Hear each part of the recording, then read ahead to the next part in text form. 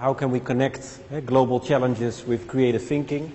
And how can we make landscapes which actually connect people more and more? So I want to show you 2 or 3 maybe examples of what happens when technology jumps out of the computer screen and becomes a part of the things that we wear, the landscapes we inhabit. And as mentioned before, I'm from the Netherlands, which is a very specific country because most of the land is actually below sea level. And that's quite fascinating because the Dutch people, they seem very normal, very straightforward. Right is right and curved is curved. But if I tell my friends abroad that I think 60 or 70% is below sea level, they're like, are you insane? Do you know how dangerous that is? But because of these very refined systems of pipes and canals and councils, we somehow managed for the last 5,000 years to keep us dry. But sometimes it goes wrong. So here you see the breach of the dike in Amsterdam. Thousands of people died. You see the Dutch Water Council here in some kind of despair trying to save something. Millions of guilders of damage. So although our country is living below the sea level, innovation, technology and creative thinking is within the DNA of the country we inhabit. But sometimes we forget. And so in a way the Dutch government came to me and said, can you make something to create water awareness? Because now people just take it for granted and therefore the risk that something bad happens goes up. And we created waterlicht, which you see here at Museum Square. A combination of LEDs and lenses showing how high the water level would be if we stop. If we all go home, do not invest in new ideas, do not care about good governance, do not care in a sort of collective effort. And this was something which was experienced every night there, a short movie.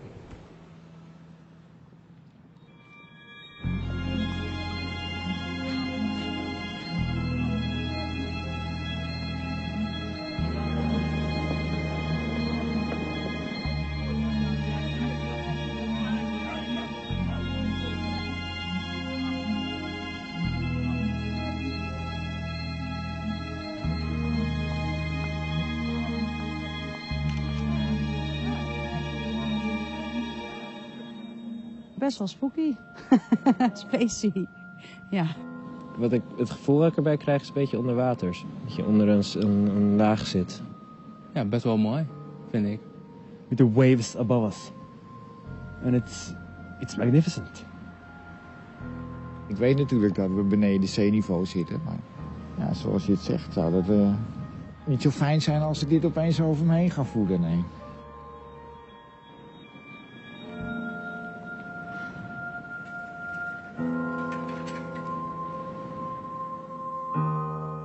So we dropped this on a public square, one of the largest public squares in Amsterdam, the Museum Square.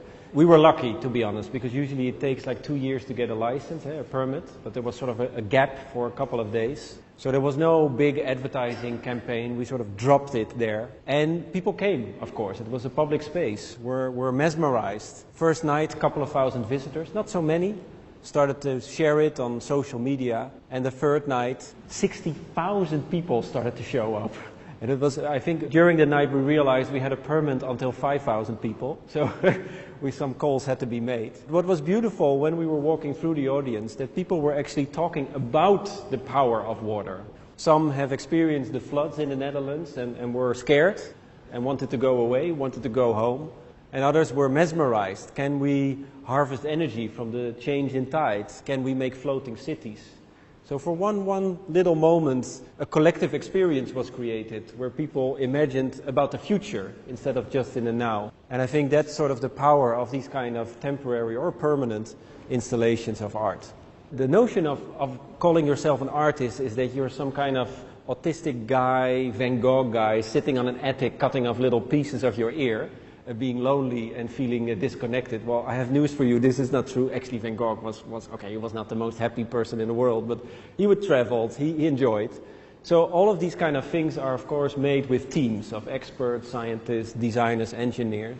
So this is our dream factory in Rotterdam, an old glass house, which we saved from demolishment in order to realize the prototype. So you have the process managers here, you have the architect and the designers here, And here a lot of prototypes are made to experiment, to learn, to fail, to update, to hack, to make proposals, how we want the future landscapes to look like. And what I think important is to realize that this is not just sort of art or nice or a hobby or something to talk nicely about at a wedding or at a birthday. No. This is the new economy.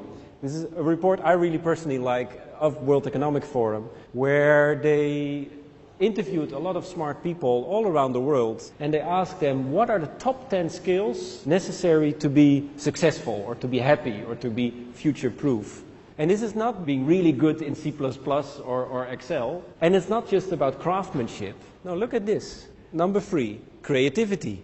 Number 2, critical thinking. And number 1, problem solving. Being able to make connections, something robots or computers are really not really good at these days. So I think that's very interesting, that the role of art and creativity becomes more and more important in a world which becomes digitalized, that these human skills in which we make connections, in which we can dream, in which we have empathy, can be, I think, skills that are more valued as we grow more and more technology. And at the same time, technology hurts us. Technology somehow literally kills us. This is 2 years ago in Beijing, looking from my room on the 32nd floor. I mean, I love China and I learned so much from it. And at the same time, our desire for progress, our desire for innovation sometimes has side effects that you and I never imagined. And here you see me looking from my room on a Saturday, it was, and I can see the world around me, the cars, the people, the trees. Life is okay. It's sort of good. And this is on a Wednesday and a Thursday when the whole city was completely covered with smog. A city so polluted, you almost start to smoke again just to feel healthy. It's like, ah. And of course it's easy to look at Beijing, but every city has problems with this. Paris, London, my own city, India. Can we change this? In a weird way, I became inspired by Beijing smog. This is where it started. And yes, there is a very active government having its war on smog, investing billions in clean technology, pro-bicycles, electrical cars, etc., etc. But it takes quite long. And I want to operate within the now. So basically we start with a very simple principle. When you have a plastic balloon, when you were a boy or a girl, and you polish it with your hands, it becomes static electrified. And I remember when I was in these very boring children parties when I was 8 years old, I was always amazed by that. It's pure science, a gift from planet Earth. What if we would use that principle to literally build the largest smog vacuum cleaner in the world, which sucks up polluted air, cleans it on the nano level, and then spits out the clean air, creating parks or playgrounds which are clean. Teaming up with experts after 2 years of people telling me it can never be done, it already exists. We built the first one, sucking up 30,000 cubic meter per hour, cleaning it on the nano level, so the ultra-fine PM2.5, PM10 particles, and using no more electricity than a water boiler, like, 1400 watts. And this was the first pilot in Rotterdam. It's really weird that we accept it as something normal and take it for granted.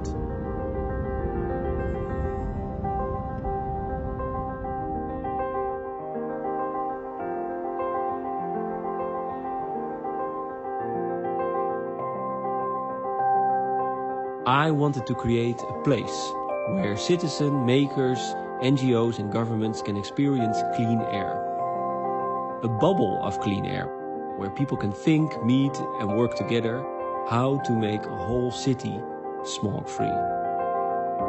It's a place created by the largest air purifying in the world, which can travel a smog-free tower.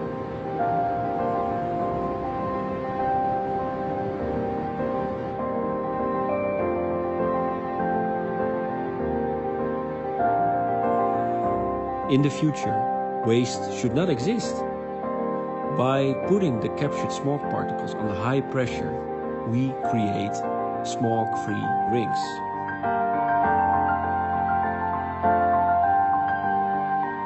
And so by sharing a smog-free ring, you donate 1,000 cubic meter of clean air to the city where the smog-free tower is.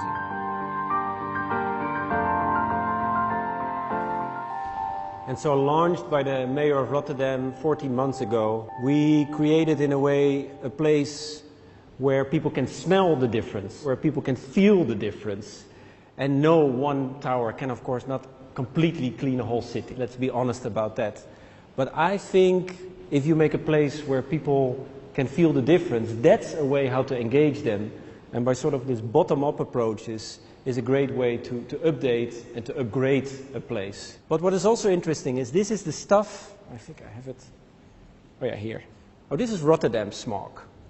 So this is the, I'll show it you around. This is the stuff we were sucking up from the skies. And this is like really, this is costing 2 years of our lives. Yes, please, you can show around. So children cannot play outside anymore, quality of life goes down. This is in your lungs. So when you live next to the highway, it's like 17 cigarettes per day without the pleasure of the nicotine. At the same time, we believe waste should not exist. Waste for the one should be food for the other. Think as a circle, a network in a way. And so we realized that, 48% of this stuff is carbon, of the coil factories. And carbon under pressure, me being the son of a math teacher realized, carbon under pressure, you get diamonds, yes. So that was an inspiration in a way to make smoke-free rings. So we compress it for 30 minutes. And so by sharing a ring, you donate 1,000 cubic meter of clean air to the city where the tower is in. And this was interesting because while we were developing this smoke-free tower, we had a problem. We had a budget problem in a way, because a lot of mayors were interested in it, but at the same time a bit hesitant. Like, does it work? Doesn't it sort of overemphasize the fact that we are polluted? So they were in this, that's with innovation, they were sort of in this state of idleness. And we launched a Kickstarter campaign, a crowdfunding campaign, with this kind of smoke-free jewelry. And over 16,000 people started to pre-order this. So wedding couples who wanted to get married and give each other clean air instead of the diamonds, the brand diamonds. Students, you know, mayors all around the world. But what was interesting, they didn't only pre-order it, but they also prepaid it. So the finance we made with the jewelry helped us to build the first smoke-free tower. So I think that's very important if you want to upgrade reality. It's about technology, it's about facts, it's about measurement, but it's also about making something which is shareable, which you can show to the one you care about. After 14 months of collaborating with Beijing government, we now, and this will be launched in the coming weeks, have signed an agreement with MIP, the Ministry of Environmental Protection Bureau in Beijing, the capital, to do several smoke-free parks. So we're launching the first smoke-free park in September, downtown Beijing, and after it we'll travel to different cities in China. Very, very exciting to provide the dream of clean air for everyone and to engage people to become part of the solution instead of just being part of the problem. All these kind of projects in a way start with a dream, a radical idea, infused by technology, infused with sometimes naivety or a lot of knowledge or a combination of these things. We call that in the studio Maya, most advanced yet acceptable. You always try to find the edge of what is and what is not possible. But history is important as well. This is Kinderdijk, one of the most famous places in the Netherlands, where you see the old windmills made in, 1740? And I think now it's a place of culture. Wedding people go there to have their photos taken, a lot of tourists, etc., etc. It's a cherished place that people love. But at the same time, I can imagine that if this was dropped 300 years ago in your backyard, you would have been like, this is like from Mars, Look at this shape. It's like alien. And at the same time, it's cherished now a lot. Can we sort of bring this mentality to the windmills of today? Green energy, everybody wants it, but not in our backyard. So we wanted to sort of bring this prestige, this glamour of the old windmills into the now. And we made Windlicht. This is one of the final projects we did a couple of weeks ago. Short movie.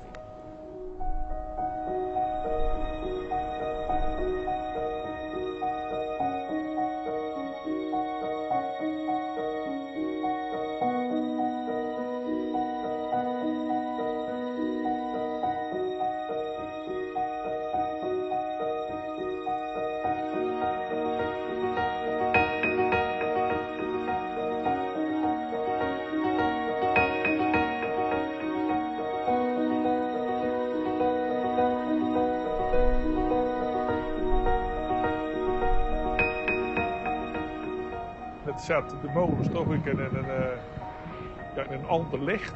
Dat de mensen een beter beeld krijgen van windenergie.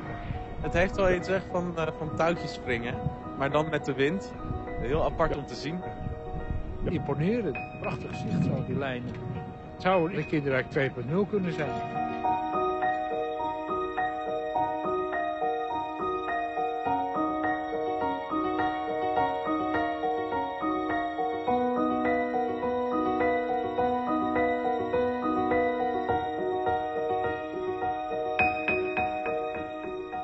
So here we almost did nothing. Seriously, I mean, the windmill was invented already and LED was, I think, invented in 1962 or 64. But all we did is find a missing link between what is there and what is there to become, between something which is very poetic and at the same time something which is very practical. And it was great to sort of walk around, having thousands of people coming to that location and just being sort of looking at the wind, at the nature, at the light, like a dance, like a choreography, like a sort of Zen type of being. And walking around, I realized that maybe more and more this is what we should be doing, to realize that in a way everything already exists in terms of technology, in terms of idea, in terms of ambition. But all we really can do is find the new connection, the new link between the dream and the business plan, between the poetry and the fact sheet, so to speak, between the idea and the realization. And I think if we're willing to make more and more connections which go beyond the sectors or the silos we live in, there is a whole new world to be explored. And I'm looking forward to explore that a bit more.